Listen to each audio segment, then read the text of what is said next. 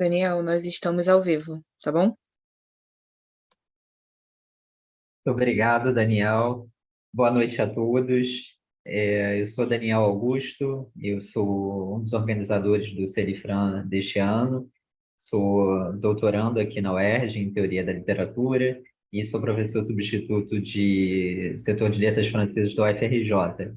E eu tenho uma grande alegria de participar dessa mesa. É a mesa 3 do nosso evento, ela se intitula Além do Romance, e o objetivo dessa mesa é explorar outros gêneros literários, outros gêneros de escrita que se relacionam com os autores de língua francesa e com os temas do nosso simpósio. Originalmente, essa mesa contaria com a participação e com a coordenação do nosso querido colega da UERJ, o Carlos Eduardo do Prado. Ele, infelizmente, não vai poder participar hoje do evento. Agora eu passo a palavra para Guilherme Bueno, que vai nos falar, então, sobre o Salão do Estandarte. Obrigado, boa noite. Agradeço a oportunidade, mais uma vez, de participar do, da série de eventos. Hoje, mais uma vez, participando da mesa com o Daniel, que também esteve ano passado comigo. Eu vou compartilhar minha tela antes de iniciar a leitura do meu texto.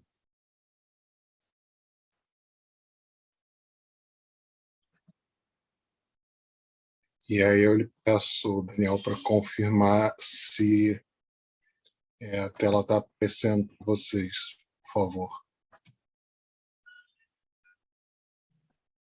Ela já está aparecendo. Isso, precisa ir lá para o início. Ela só ainda não está em tela cheia, Guilherme. Ela está em modo de leitura.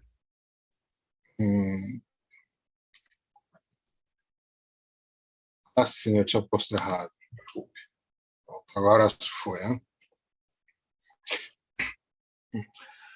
A história da crítica de arte produzida por escritores é uma tarefa em aberto, havendo muito por fazer.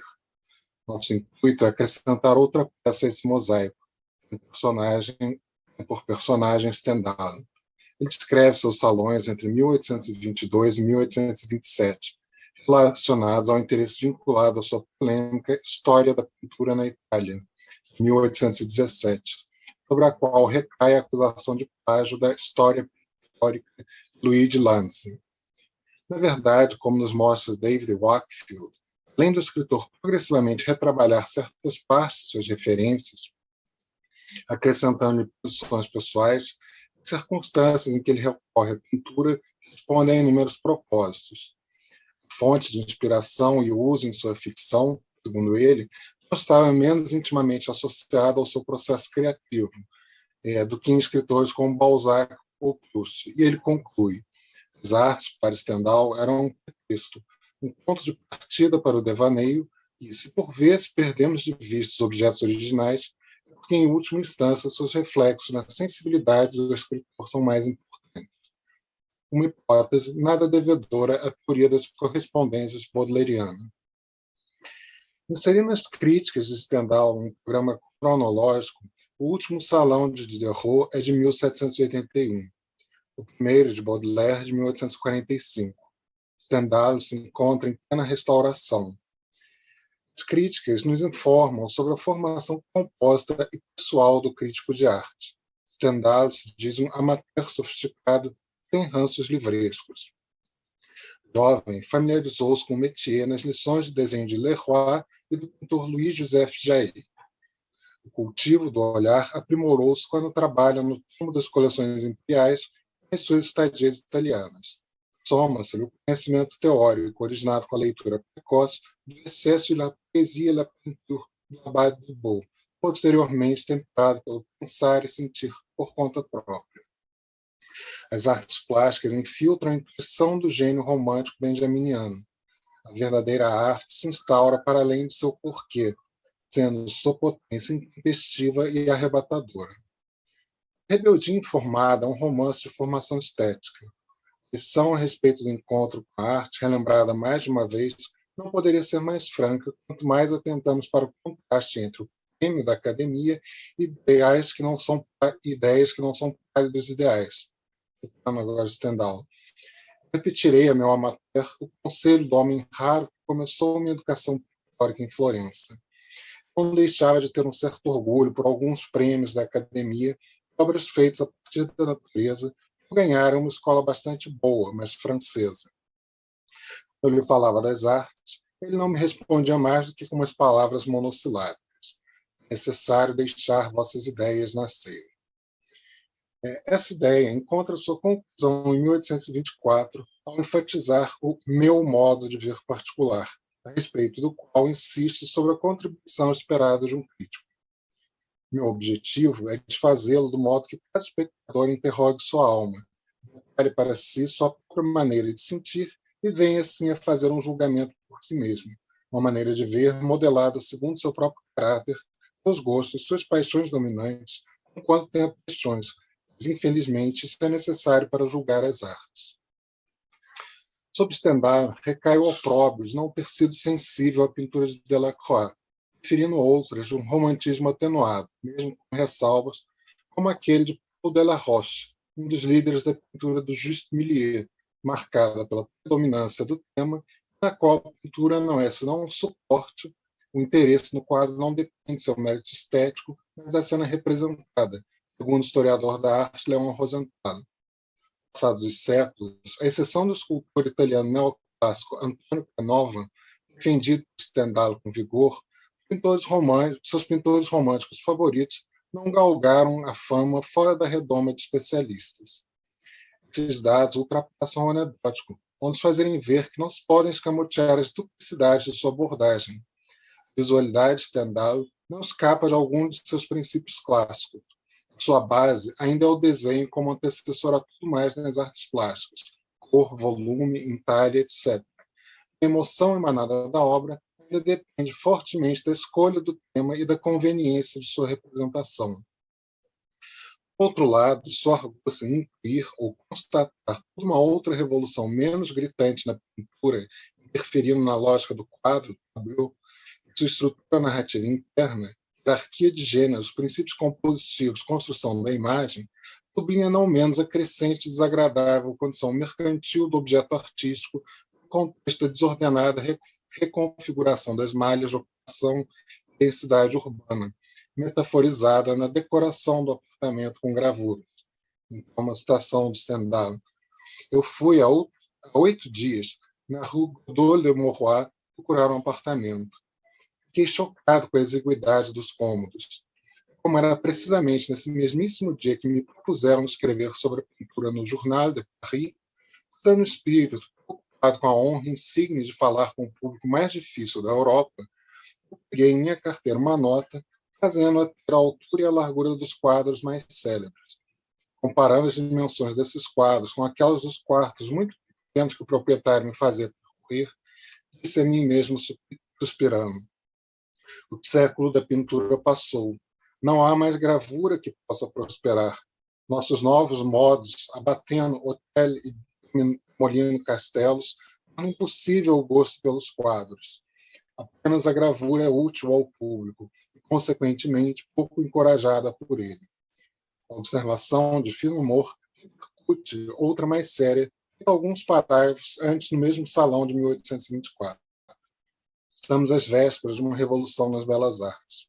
Os grandes quadros compostos com 30 figuras nuas, copiadas de estátuas antigas e as pesadas tragédias em 5 atos em versos, são, sem dúvida, obras de arte muito respeitáveis, mas, seja lá o que dissermos, começam a aborrecer. Mas onde, quando e de que forma se dá essa revolução? Stendhal é alguém formado em uma circunstância de instabilidade das certezas. A influência de Winkelmann, teórico mor do neoclassicismo, é indisputável, como constatamos pelos estudos produzidos e organizados por Daniela Gallo. Sua luta encontra o primeiro campo de batalha no ocaso neoclassicista dos discípulos acomodados do jacobino e posteriormente bonapartista Jacques-Louis David, mestre consumado da saga napoleônica. Na visão do escritor, esses discípulos são desinteressantes porque conformaram a cultura do mestre os ditames ecléticos da restauração, mortificando sua virtude e virilidade numa linguagem pasteurizada. Davi, alvo do recalque ambíguo desse período, é o primeiro herói moderno de Stendhal, mas ele reconhece o pertencimento a um passado e sabe que sobre ele recai uma estranha suspeição. O cidadão Davi é proscrito, mas sua doutrina estética é estranhamente preservada graças à mutilação da mesma. A afinidade de partida do escritor com o chefe neoclássico também é política. O crítico, em assuntos de pintura, se autodeclara de extrema esquerda, apesar de logo advertir que suas opiniões serão de centro-esquerda. Para ele, a revolução de Davi começara antes mesmo da queda do Ancien Régime, pois o pintor já percebera, citando Stendhal, que o gênero mesquinho da antiga escola francesa não convinha mais ao gosto severo de um povo no qual começava a se desenvolver a sede de ações enérgicas. Então, os davidianos são uma contra-revolução. O futuro autor da Cartucha de Parma prossegue no prefácio de Racine e Shakespeare. Davi ensina a pintura a desertar os traços dos Lebrun e dos Mignard e a ousar mostrar Brutus e os Horácios. Ele tratará longamente do pintor no Salão de 1827, citando novamente. Que é necessário ainda falar do ilustre Davi. Um exemplo vale mais do que 100 teorias. Por volta de 1780, os jornais, os novos livros, os homens de letras na conversação, todos os órgãos da opinião pública continuavam a vangloriar a pintura tal como haviam feito os Boucher, os Pierre, os Fragonard, os Lagrenier. Mas, apesar de tantos elogios unânimes, a pintura entediava. Foi isso que Davi compreendeu. Ele viu aquilo que um público italiano experimentava na presença da comunhão de São Jerônimo de Domenichino. Ele viu a impressão que causava sobre o público francês um determinado quadro grande de Van Loo, ainda que elevado às nuvens por Diderot. Ele compreendeu claramente que a arte havia perdido o poder que deve ter sobre o público. O que aumenta a glória de Davi é o fato de seus primeiros ensaios nesse gênero fadado e pálido na moda em 1780 terem sido coroados com maior sucesso. Poderia continuar sem ter que lutar contra a onda da opinião pública, sem embaraço, sem litígio. Ele teria sido um pintor célebre como tantos outros. Chegaria sua hora na academia e, quando sua morte, um belo elogio de seus talentos apareceria no Le Mercure. Nada lhe faltaria daquilo que faz o destino e o bem-estar de um homem vulgar. Mas, felizmente para as belas artes, todo esse prazer parecia fadado para o autor das Sabinas. Seu coração palpitava por uma glória mais elevada. Ele teve a coragem de inovar. É por isso que ele será imortal. Ele se deu conta de que o gênero vaporoso da escola antiga não convinha mais em 1789. Pena que as considerações políticas mesquinhas não permitam à administração do museu colocar ao lado dos quadros de Davi uma amostra do saber do Van Loo, do Fragonard, de Pierre e outros pintores ilustres em 1780. O público tem então uma ideia da audácia de Davi. O público, rindo, ensinaria esses grandes homens fabricados por Diderot as injúrias com as quais eles pretendiam acabrunhar seriamente seu jovem rival. Talvez esse homem célebre será mais célebre na posteridade por essa firmeza de caráter e deu a coragem de inovar o grau de beleza fresca que ele fixou sobre as telas e o prazer que elas causavam ao espectador. Davi trouxe de volta os antigos, fez esquecer as formas ridículas dos jovens pastores com chapéus ornados de fitas Boucher. Essa produção ganha nova forma. Essa posição ganha nova forma. Dessa vez, no desagrado com os davidianos, sua reverência estéril da estatuária antiga, como diz Stendhal. Há 10 anos, os artistas tinham o hábito de copiar as estátuas antigas e possuíam um conhecimento suficiente da anatomia. Isso conferia energia aos contornos de suas figuras, que eram notáveis mesmo nas obras de qualidade mediana, apenas por elas que se deve julgar a tendência de uma escola. Mas hoje não se encontra, senão niaiserie, uma fraqueza geral no desenho, no colorido e, acima de tudo, no claro-escuro. É isso o resultado de um refinamento grande demais da civilização, que faz com que cada um repugne seduzir ou ser seduzido pela energia? Vítima desses artistas de rotina, A pintura, o verso e o teatro clássico dão sinais de um só e mesmo problema. Sob tais circunstâncias, movido por ímpeto similar ao que refletira sobre a ilusão imperfeita em Racine e Shakespeare, impossível que vós não convenhais que os espectadores sabem muito bem que eles estão no teatro, eles assistem à representação de uma obra de arte, não a um fato verdadeiro, a pintura precisa assegurar para si uma posição em que a naturalidade seja espontânea, sem pretender um ludibriar absoluto, nem o artifício seja obsedante, levando aquela intuição de uma, por mais imprecisa, evolução em curso. Seu estopim como palco o conflito entre clássicos e românticos no Salão de 1824. Citando Stendhal. O que parece, existem nesse ano 2 partidos muito violentos em meio às pessoas que se meteram a julgar o Salão. A guerra já começou. Les débats serão clássicos, isto é, jurar-se não por Davi e por ele clamar. Toda figura pintada deve ser a cópia de uma estátua. O espectador admitirá, deve dormir em pé. O Constitutionnel, de sua parte, as belas frases um pouco vagas, o defeito do século, mas, enfim, ele defende as ideias novas. Ele tem a audácia de pretender que deve ser permitido à arte dar um passo, mesmo que após o Senhor Davi. Aqui chegamos a um dos tópicos mais delicados. Os românticos são a reação movida pelo descontentamento e a recusa ao estado presente da arte. Porém, suas direções ainda são variadas e incertas. A relação de Stendhal com Delacroix é afortunadamente mal resolvida. Davi foi o herói perfeito, Delacroix seu herói imperfeito. Apesar de não lhe agradar, Stendhal não se furta a fazer um enviesado elogio ao dizer que o massacre de Kio, na pintura, os versos dos senhores Giraud e Vigny são em poesia, o exagero do triste e do sombrio.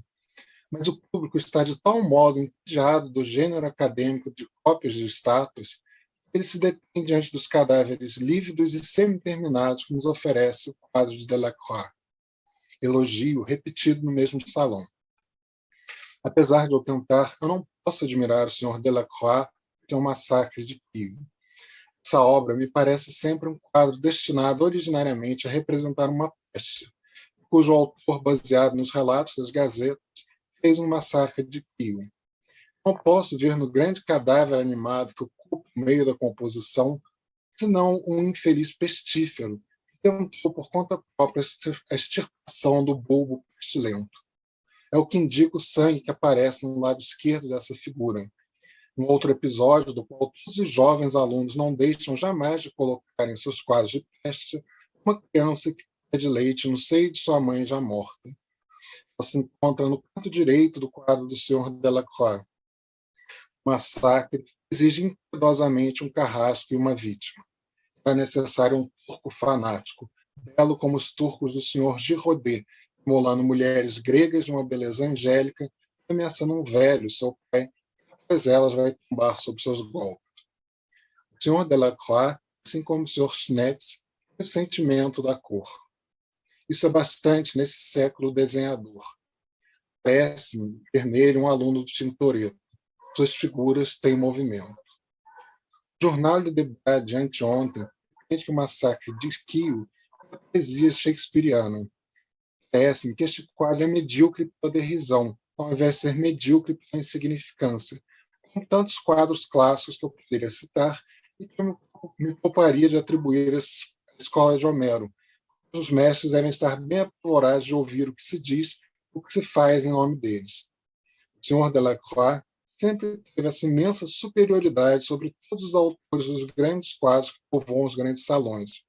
Mas, ao menos, o público está bastante ocupado com sua obra.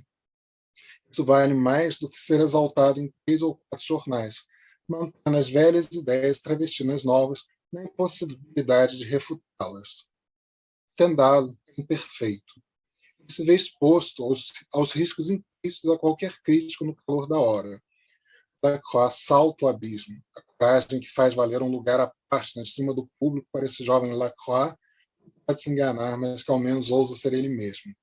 Contudo, não realiza o ideal artístico do crítico-escritor. Retrospectivamente, Delacroix é, portanto, a segunda figura-chave para Stendhal. Permitido uma analogia, Davi fora para Stendhal o que Delacroix representará para Baudelaire. Subsequentemente, Delacroix será para Stendhal o limite apontado em Courbet e, sobretudo, Manet por Baudelaire.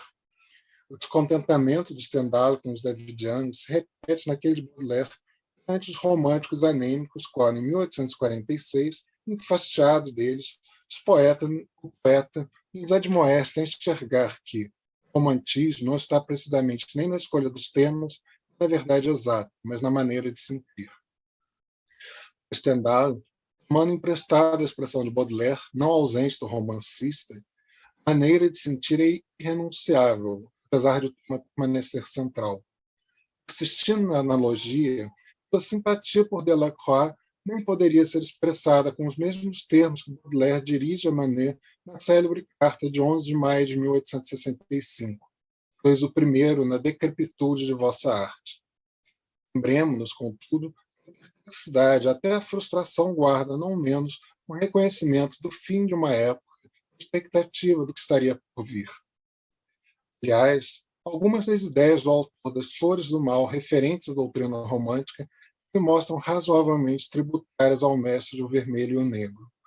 Na verdade, se seguirmos a análise e o cortejo feito por Margaret Gilman, as dívidas de um para com o outro beiram o plágio. De Stendhal, parte 1822 e 1827, a divisa do que é ser moderno. Temos de fazer boa pintura moderna. Os gregos amavam o nu. Nós jamais o vemos. Eu diria ainda mais que nos repugna. E, em outra passagem, a beleza é, portanto, em cada século, pura e simplesmente a expressão das qualidades que são úteis. Sentenças que não esconderiam sua influência no ser do seu próprio tempo e a beleza das botas envernizadas, reiteradas por Baudelaire em 1845-46, anos depois, na constituição amalgamada do belo moderno feita pelo último, ao lhe atribuir uma metade eterna e outra efêmera. Se essas máximas não nos bastam, proclamemos uma afirmação enfática de Stendhal, proferida em sua crítica amarga do Salão de 1824 do Sr. Van Oyb Mollkirch, tendo em mente o pintor da vida moderna baudeleriana. Stendhal, citando, a essência da moda é de mudar sem cessar. A classe rica quer se distinguir de qualquer jeito da classe burguesa, se obstina em imitá-la, uma vez que o belo ideal não varia senão a cada 10 séculos com os grandes interesses dos povos. A invenção da pólvora para os canhões, por exemplo, excluiu do belo ideal moderno a expressão da força. Tudo aquilo que lembra a moda atual mata o efeito de um quadro de pintura histórica. Apesar de insuficientemente arguto frente a Delacroix, Stendhal reconheceu uma diferença em curso rumo ao culto do novo, vital para a modernidade.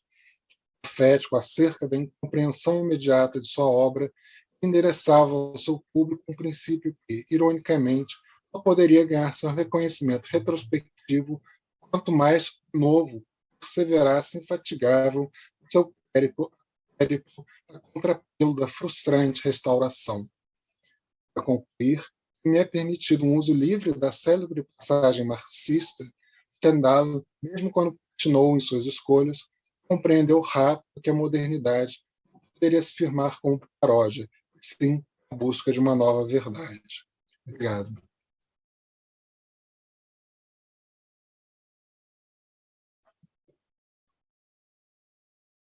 Muito obrigado, Guilherme, pela fala, pelas imagens tão instigantes, tão bonitas também. E temos perguntas no YouTube?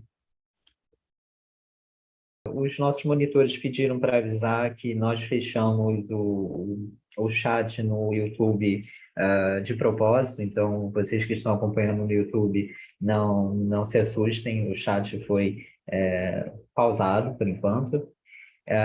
E eu queria passar agora para conversar um pouco com o Guilherme, e se vocês também tiverem questões entre si, por favor, fiquem à vontade.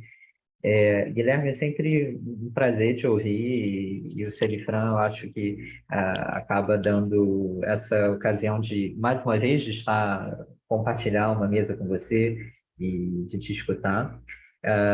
No início da sua fala, você disse que a crítica de arte produzida pelos escritores é uma tarefa em aberto. E eu fiquei curioso para saber o que motiva esse diagnóstico. Essa é uma área que me escapa em alguma medida, então eu queria começar perguntando por que essa crítica de arte de escritores ela ainda precisa de mais estudos, ou se você avalia que ela foi deixada de lado, se sim, por quê? Porque quando a gente olha para os escritores, sobretudo do século XIX, tanto do início até o final, são vários romancistas e ficcionistas de muito peso que fizeram crítica de arte, que participaram dos salões. Então, essa seria a minha primeira curiosidade a partir do que você nos expôs.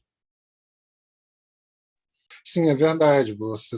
Vários escritores, eles, digamos, praticam a crítica de arte.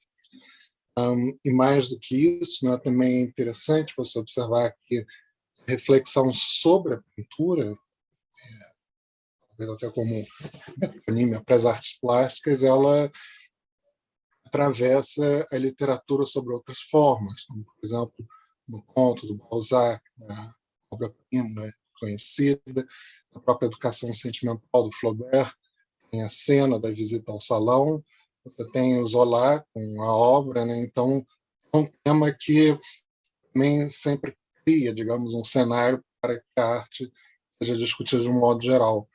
Na verdade, quando eu falo que é uma tarefa em aberto, é mais no sentido, primeiro,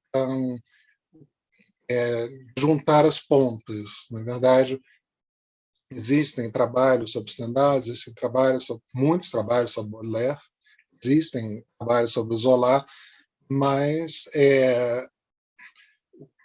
eu ainda ressinto talvez uma certa leitura global desses textos em conjunto, ou seja, como se pode pensar uma história da crítica de arte feita por escritores, especialmente na França do século XIX.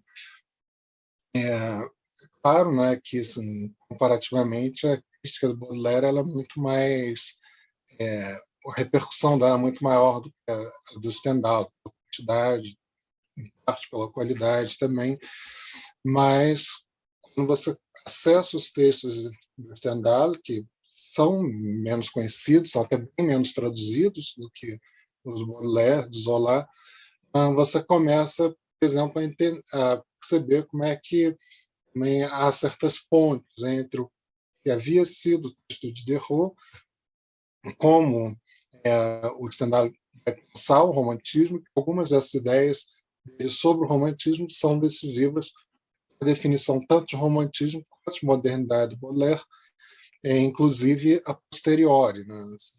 Ele recupera, por assim dizer, certas perspectivas de Stendhal.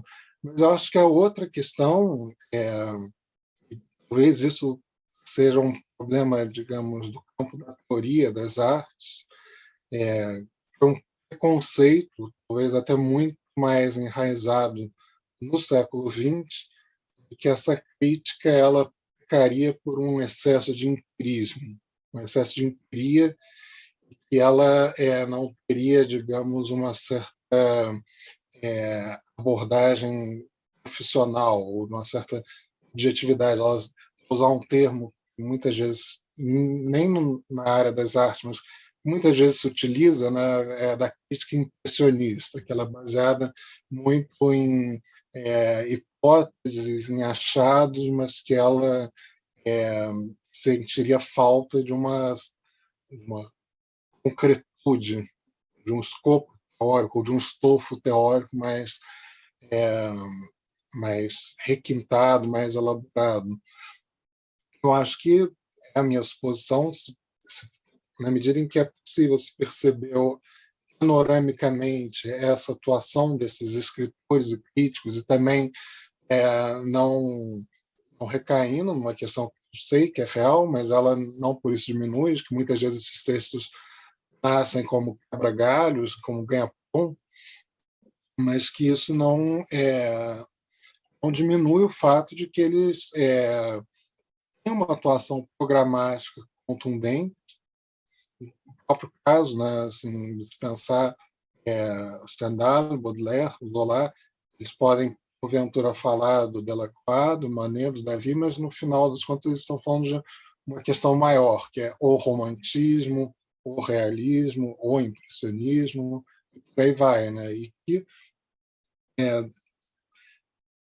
fundam ali também um certo tipo de olhar, mesmo que numa primeira impressão, talvez isso pareça superficial, mas discussões como essas que você tem do Stendhal, de que o nu já não diz nada para o nosso século, ou a beleza das botas envernizadas, são problemas muito sérios dentro da doutrina da arte, porque essa é uma discussão academia e, enfim, o meio artístico francês enfrentou seriamente no século XIX, para nós talvez pareça, né, irrelevante, mas para eles era emblemática, era se era possível pintar quadros interessantes com pessoas vestidas de cartolas e casacas, porque isso implicava, né, em representações de classe, em questões propriamente ditas do métier da pintura, de uma riqueza de texturas, cores e efeitos que, digamos, uma pintura que só tem como tema as pessoas de casacas, ela seria finalmente pobre. Você precisa também ler esse, digamos, entretexto que tem entre o que se coloca, né, assim, né, como uma cidade, um dilema para a época. Nós, retrospectivamente, que já temos isso como concluído, mas efetivamente o território do debate que isso se dá. Né? Só para fechar, puxando, né, para o caso Stendhal, eu acho que a situação dele, né, o fato de ser um autor da restauração, é particularmente complexo, né, porque a restauração é literalmente uma tentativa de voltar os ponteiros da história. Então, o que é uma, digamos, juventude que vem ali de uma frustração com a promessa do iluminismo e depois mesmo da epopeia napoleônica, vendo-se, digamos, confrontada a se conformar, a viver como os seus pais e avós. Né? Acho que essa é uma tensão que está ali, a se pensar. Né? Também essa pintura, a exigência dela pelo presente, nesse aspecto, tem também um caráter político. Sim, com certeza. É muito difícil estudar a literatura do século XIX sem esse diálogo interartes, né? Porque realmente, quando a gente lê os textos críticos, seja do Hugo, do Gautier, Stendhal, dos outros escritores, Baudelaire, há sempre essa comparação com a arte, né? Que a gente sabe que tem uma longuíssima tradição crítica, mesmo antes do século XIX. Então, é perfeito. E enquanto você apresentava, eu me lembrei de um texto, é um texto do Saint-Beuve, em que ele faz a crítica sobre o Stendhal, né, a partir do seu método de crítica, e é interessante porque ele decide estudar o Stendhal não como romancista, mas como crítico. Então, é um crítico falando de um crítico. Eu não sei se esse tipo de texto interessa para a sua pesquisa, de ver como outros críticos literários ou críticos de arte interpretaram a crítica do Stendhal ainda no século XIX. Então, essa seria uma segunda questão. E uma terceira questão é que, nesse texto do Saint-Beuve, ele comenta o seguinte, ele comenta que concorda com o Stendhal quando o Stendhal teria dito que os franceses, em vez de se distraírem do ennui com as belas artes, eles se limitariam apenas à arte da conversação, eles jogariam conversa fora. E quando eu li isso, me chamou a atenção e eu gostaria de saber se você tem algum dado que reforça essa visão do Saint-Beuve, dessa leitura do Saint-Beuve, ou se é realmente uma crítica muito particular dele. Eu precisaria pensar, eu diria estudar mais isso, né? Assim, eu estou ainda num momento de prospecção de textos, mas eu acho interessante a sua colocação. É, eu não sei se eu diria, né, que o Stendhal joga conversa fiada, mas ele, por exemplo, na história da pintura da Itália, ele joga conversa com o leitor, né? Quer dizer, é uma história que começa a virar também ali, transborda a própria especulação dele sobre a arte moderna, né? Então ele é muito interessante, por exemplo, porque ele chega a um ponto, né, nessa história da pintura que termina com a proposição de um curso de 50 horas de história da arte. O que você precisa aprender? Tantas horas de desenho, produção de gravuras e tudo mais, ou seja, eu acho interessante, né? E na questão da encarar também, testando qual é o limite de um texto. Eu digo isso pensando num texto de história da pintura da Itália, mas começa a virar uma conversa, um curso, meio o que, digamos, seria esse formato de textualidade que está em jogo ali. Eu falaria até pretensiosamente, mas está inclusive na própria constituição do romance, né? Mas assim, no que diz respeito a críticos, pensando críticos, um comentário, eu não me lembro agora exatamente de quem é, mas acho que é do Fromentin, que ele fala sobre a angústia do Baudelaire, de não conseguir controlar as impressões do salão, as impressões que eu falo de impressão mesmo, a brochura do salão de 1845, 46, porque Baudelaire estaria desesperado com a hipótese de ser desmascarado por ter plagiado vários trechos do Stendhal.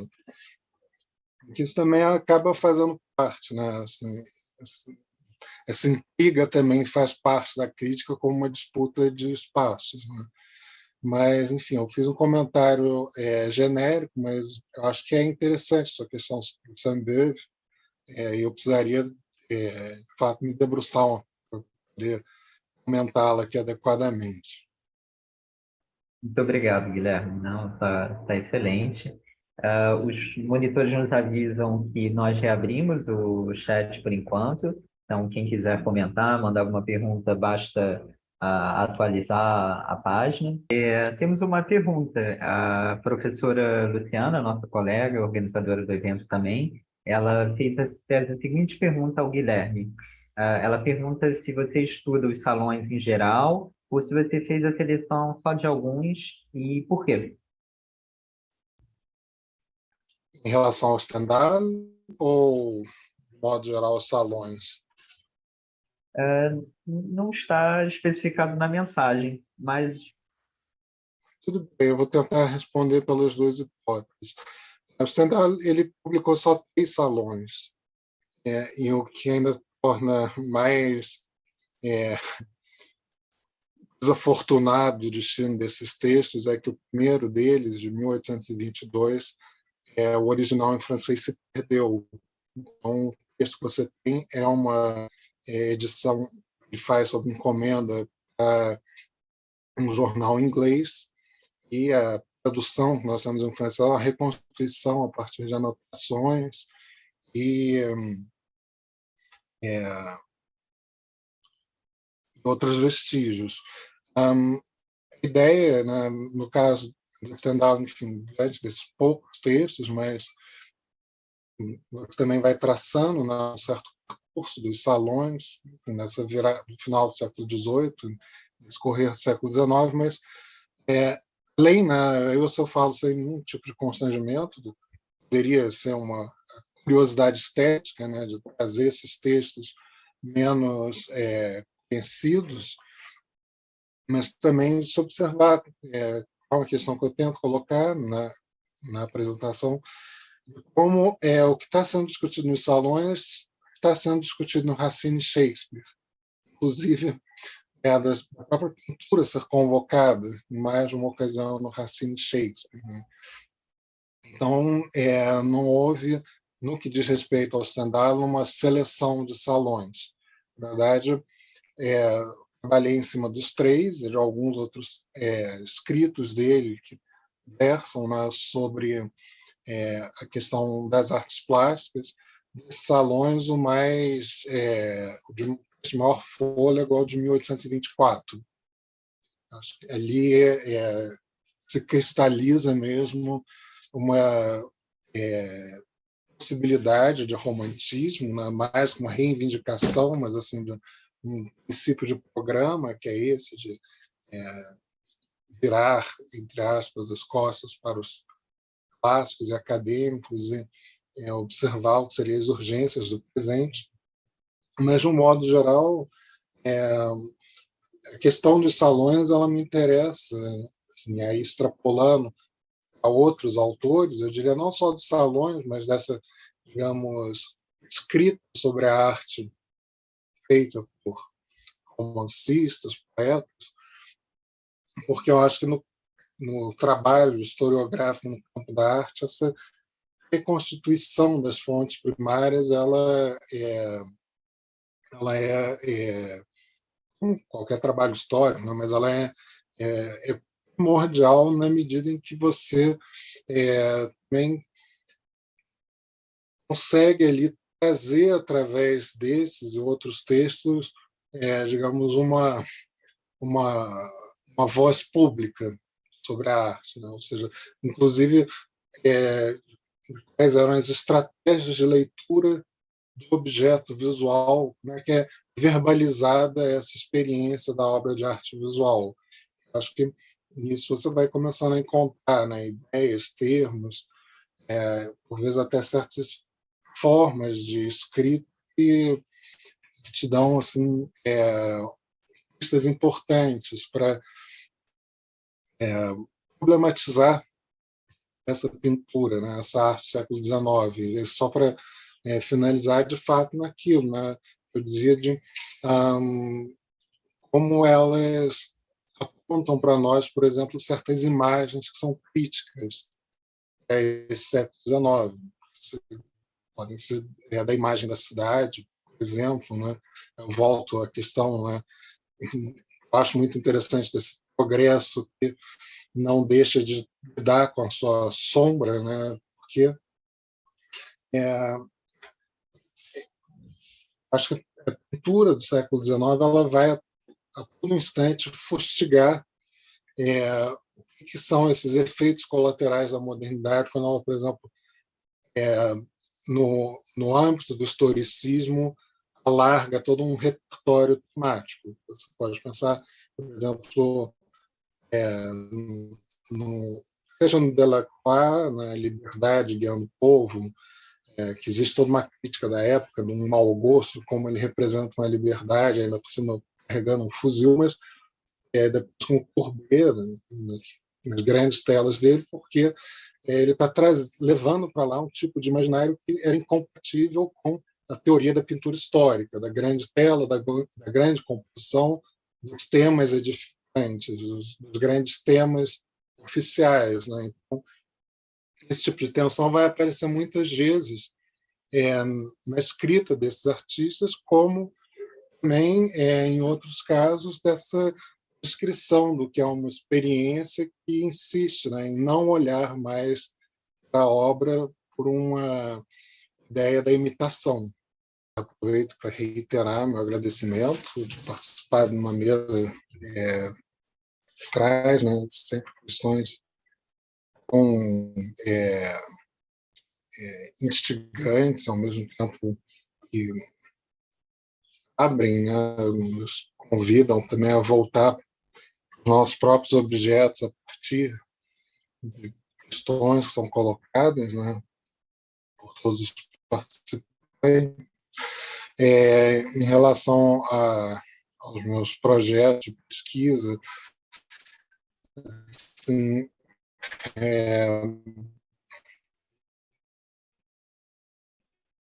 na melhor as pesquisas são assim ainda episódicas, mas que me interessam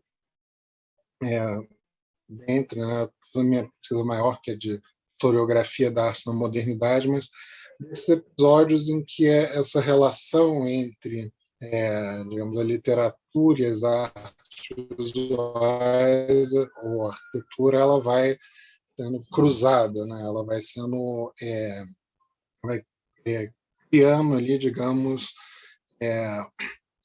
situações nas quais, digamos, o texto literário responda a um objeto visual, o contrário, né? Como o objeto visual ele adere a um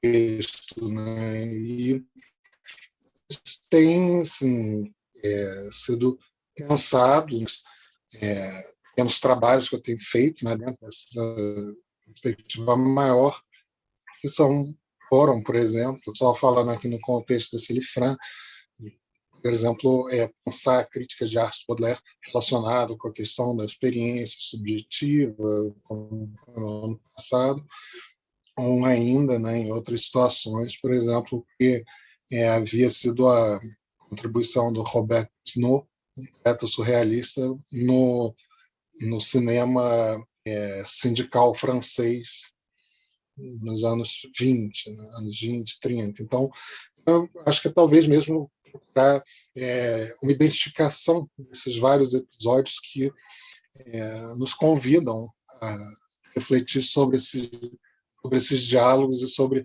essas formas de escritas que são, digamos, escritas e de criações são mutuamente estimuladas. Enfim, né, com isso também repito aqui o meu prazer em compartilhar essa mesa hoje à noite com vocês.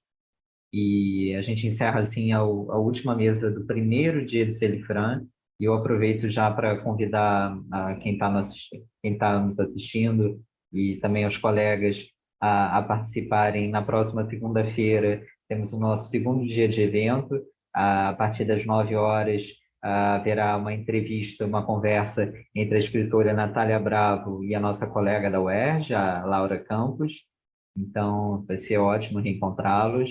E eu adorei estar com vocês, e essa fala final do Guilherme, eu acho que ela reforça o caráter interartes do Celifran, que é um evento tanto de literaturas francófonas e também de discussão sobre outras artes. Então, isso realmente é uma característica do evento e é sempre muito bem-vindo.